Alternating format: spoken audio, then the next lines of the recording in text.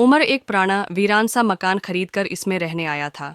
शहर से दूर ये मकान सुनसान इलाके में वाक़ था और आसपास कोई पड़ोसी भी नहीं था। मकान काफ़ी अरसे से खाली पड़ा था और लोगों का कहना था कि ये जगह आसीब ज़दा है, लेकिन उम्र ने इन बातों पर ध्यान नहीं दिया और यहाँ सुकून से रहने लगा। पहली चंद रातें तो बिल्कुल आम गुजरें, लेकिन एक रात अजीब वाक़या पेश आया। रात के तकरीबन 12 बजे उम्र अपने कमरे में गहरी नींद में था कि अचानक एक खड़ाक की आवाज़ आई। वो हड़बड़ा कर उठा और अर्धगर्द देखा। कमरा मुकम्मल तौर पर खाली था, मगर खिड़की जो उसने खुद बंद की थी आहिस्ता आहिस्ता खुल रही थी। हवा भी रखी हुई थी। फिर खिड़की खुद ब खुद कैसे खुल गई? उमर ने जल्दी से आगे बढ़कर खिड़की बंद की और वापस बिस्तर पर लेट गया। अगली रात भी यही वाक़या दोहराया गया। आधी रात के वक्त खिड़की खुद ब खुद खुल गई और ऐसा लगा जैसे कोई आहिस्ता से सांस ले रहा हो। मर का दिल ज़ोर ज़ोर से धड़कने लगा।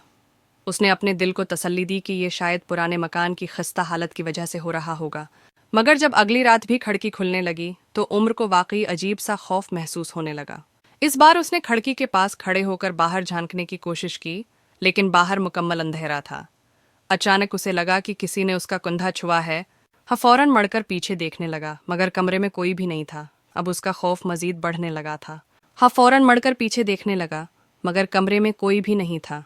अब उसका खौफ मजीद बढ़ने लगा था। बेटा, ये मकान कई साल पहले एक औरत का था जो यहाँ तन्हा रहती थी। एक दिन वो प्रासरार तौर पर गायब हो गई और उसके बाद जो भी यहाँ आया अजीब और गरीब वाक़आत का सामना करता रहा। ये सुनकर उम्र के जिस्म में सनसनी दौड़ गई, मगर वो अब तक अपनी अक्ल से काम ले रहा था। इसी रात उसने फैसला किया कि वो खिड़की पर नज़र रखेगा। जैसे ही रात के 12 बजे खिड़की फिर से आहिस्ता आहिस्ता खुलने लगी। इस बार उमर ने हिम्मत करके खिड़की पूरी तरह खोल दी और बाहर झांकने लगा। अचानक एक तेज़ ठंडी हवा अंदर आई और ऐसा महसूस हुआ जैसे कोई साया अंदर दाखिल हो गया हो। अब उमर को एहसास हुआ कि यहाँ कुछ न कुछ है जो उसे यहाँ रहने नहीं दे रहा। सुबह होते ही उसने मकान छोड़ने का फैसला कर लिया। उसके जाने के बाद भी वो मकान वीरान रहा और लोगों ने उस खिड़की को हमेशा खुला ही देखा। कहते हैं कि आज भी रात के अंधेरे में वो खिड़की खुद ब खुद खुल जाती है, जैसे कोई अंदर आना चाहता हो।